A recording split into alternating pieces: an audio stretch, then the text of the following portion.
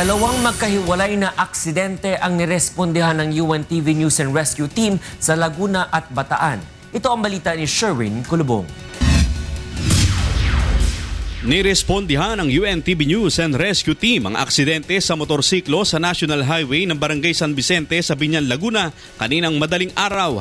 Kinilalang biktima na si Ronaldo Marci na nagtamo ng mga gasgas sa mukha, kamay at tuhod matapos umano siyang mawala ng kontrol sa manibela. Sinasabing biglang nagpreno si Marci nang umilaw ang stop sa traffic post.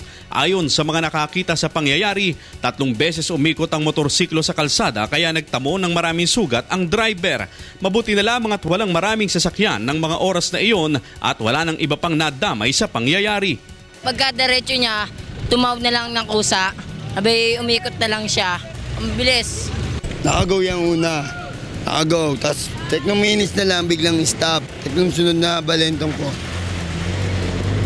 Nagulat niya kami Biglang kala namin may kabanggaan. Wala pala.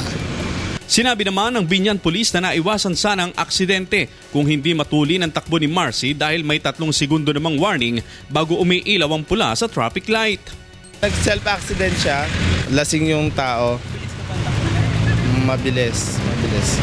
Siguro hindi na nakayanan ng brake, stop, sabay preno, yun, nag-semplang siya. Matapos malapatan ng paunang lunas ay hindi na inihatid sa ospital ang biktima, ngunit dinala siya ng mga pulis sa Biñan Station upang imbestigahan.